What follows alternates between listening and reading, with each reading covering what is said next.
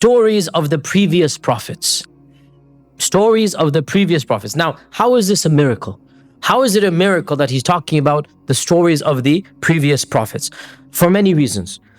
First and foremost, one needs to realize how uneducated Arabia was. One needs to understand, when we think of, let's say, the jungles of Brazil, would they know the people in those lands that are cut off from civilization? Would they know the histories of medieval Europe, let's say? Think about it.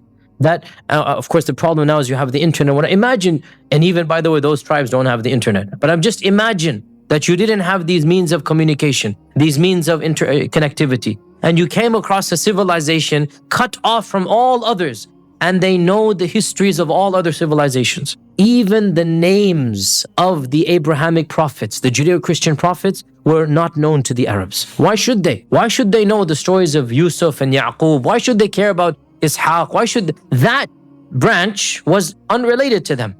They preserved Ibrahim and Ismail, yes, right? But Ishaq onwards is irrelevant to them. Is that not correct, right?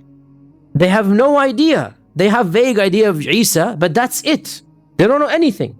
And that is why when the Quraysh went to Medina and they said, give us some test quiz questions, one of the questions was, ask him about Yusuf and his brothers. Remember we did the whole tafsir of Yusuf.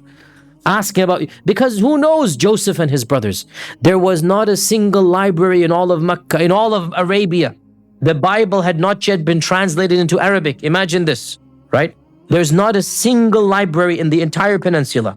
In the whole city of Mecca, less than 5 or 10 people can read and write. Even if they can read and write, there is no Bible to read. If they could even acquire it. Imagine all of this, right? In the middle of this environment, an unlettered shepherd with no education begins telling the detailed stories of the biblical flood, of Adam and Hawa, which was not something the Arabs cared about, of Ishaq and Yaqub and Yusuf, of Isa, of Musa. Look at how many stories of Musa in the Quran. And Allah mentions in the Quran, مَا كُنْتَ تَعْلَمُهَا أَنْتَ وَلَا قَوْمُكَ مِنْ قَبْلِ هَذَا. Neither you nor your people knew these stories before this Quran came down. And of the most interesting, tangible, if you like, evidences for this is that the Quran preserves some stories of Jesus Christ that are not found in the New Testament to this day, and yet were discovered recently in sources outside the New Testament. And I will give you some concrete examples. All of us as Muslims know the story of Isa speaking from his mother's cradle, from the hands of his mother. Most of us Muslims in this audience are not aware that this story is simply not found in the New Testament. It's not found. None of the Gospels of Matthew or Mark or Luke, none of them have it. Also, all of us as Muslims know that the Quran mentions in 3 occasions the story of Isa and the birds blowing into it and they becoming real birds. Again, you will be surprised as Muslims to know that this story is simply not mentioned in the canonical Christian Gospels. It's not found. And for the longest times, Christians would ridicule. Look at these Muslims, they have these weird and bizarre stories. Around 150 years ago, in Egypt, a interesting monastery was discovered in the desert. And in it, there was the body of a monk from the 4th century CE, before the coming of Islam. 4th century CE. And the body of this monk belonged to a sect of Christianity that was lost. It's gone. And in the scrolls, in the, the coffin, there were scrolls. That's what I meant to say. Multiple scrolls. And these scrolls contained gospels that are beyond the 4 canonical gospels. You guys following this? Of them is a gospel. Now, you should know that Constantine and others in 325 CE, they basically got rid of all of the other gospels. There were lots of gospels. And Constantine ordered these 4 to be chosen.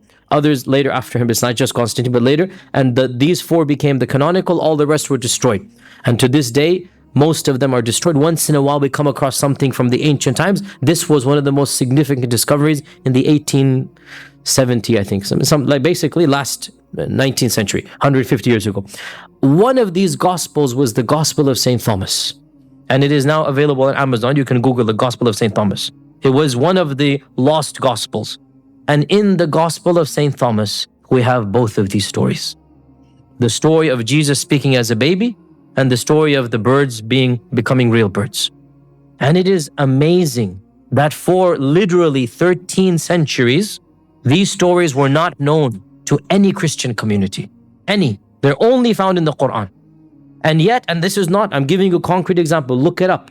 Go look, buy the book, the Gospel of St. Thomas. Purchase it, read it for yourself. And you find these two stories are not found in the actual canonical Gospels, and yet they are found in the Gospel of St. Thomas. And as Allah says in the Quran, you were not there, you didn't know it, your people did not know it, but Allah gave you this wahi. And this is clearly a miracle of the Prophet sallallahu alaihi wasallam.